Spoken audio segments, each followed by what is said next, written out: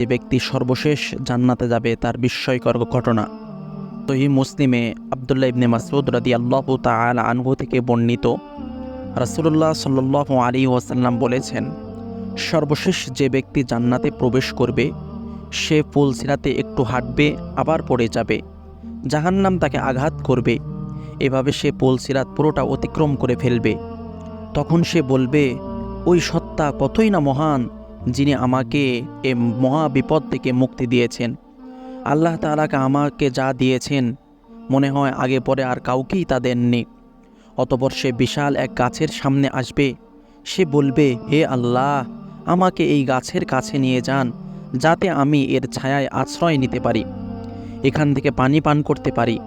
আল্লাহ তাআলা বলবেন, হে আদমের সন্তান, আমি তোমাকে এটা দিলে তুমি আবার অন্য কিছু চাইবে না তো? তখন সে বলবে, হে রব, না, কখনো না, এমন হতে পারে না। আল্লাহ তাআলার সঙ্গে সে অঙ্গীকার করবে যে এরপর থেকে সে আর কোনো কিছুই চাইবে না। আল্লাহ তাআলাও তার অপারগতা গ্রহণ করবেন। তিনি দেখবেন এ বান্দার ধৈর্যচ্যুতি। অতঃপর আল্লাহ তাআলা তাকে গাছের কাছে নিয়ে যাবেন। এই গাছের ছায়ায় দাঁড়াবে, পানি পান করবে। কিছুক্ষণ পর আগের চেয়ে আরও সুন্দর একটি গাছ দেখতে পাবে। সে বলবে, হে আল্লাহ, আমাকে গাছের কাছেও নিয়ে যান, যাতে আমি এর ছায়ায় আশ্রয় নিতে পারি, এখান থেকে পানি পান করতে পারি। তখন আল্লাহ তাআলা বলবেন, হে আদমের সন্তান, তুমি কি আমার কাছে ওয়াদা করনি? একটু পূর্বেই কি ওয়াদা করনি যে এরপর থেকে আমার কাছে আর তুমি কিছুই চাইবে না? অতঃপর বলবেন, তোমাকে এ গাছের কাছে নিয়ে গেলে আর অন্য কিছু চাইবে না তো? সে বলবে, না আল্লাহ, আর কিছুই চাইব না। অতঃপর আল্লাহ তাআলার সঙ্গে সে অঙ্গীকার করবে এরপর থেকে সে আর কোনো কিছুই চাইবে না। আল্লাহ তাআলা এ বান্দার ধৈর্যচ্যুতি দেখে তার অপারগতা গ্রহণ করে নেবেন।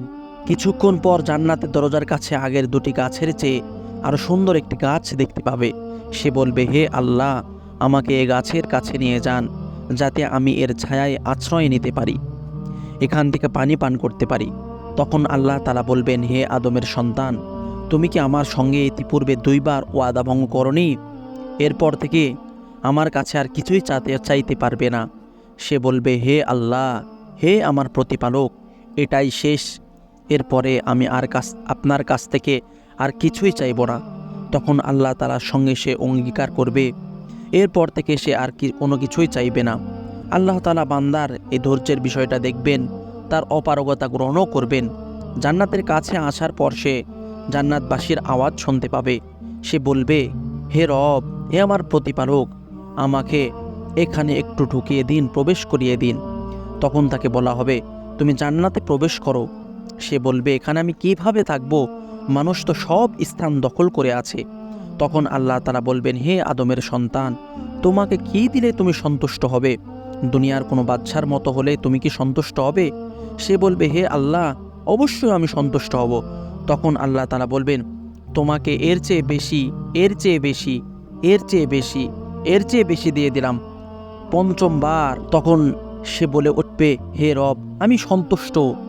আল্লাহ তাআলা বলবেন, এগুলো সঙ্গে যাও, তোমাকে আরও 10 গুণ বৃদ্ধি করে দিলাম, তোমার চোখ ও মনের সব কামনা বাসনা পূর্ণ করে দিলাম, পূর্ণ করে নাও। আল্লাহ তাআলা তাকে আরও বলবেন, তুমি কোনো কিছুর আকাঙ্ক্ষা করো, তুমি যা চাইবে আমি সেটাই দিয়ে দিব। আল্লাহ তাআলা তাকে বলে দিবেন, এটা চাও, সেটা চাও, এটা চাও, সেটা চাও, বলতেই থাকবেন। যখন তার আশা আকাঙ্ক্ষার সব কিছুই শেষ হয়ে যাবে, তখন আল্লাহ তাআলা তাকে তার প্রাসাদে প্রবেশের অনুমতি প্রদান করে দিবেন।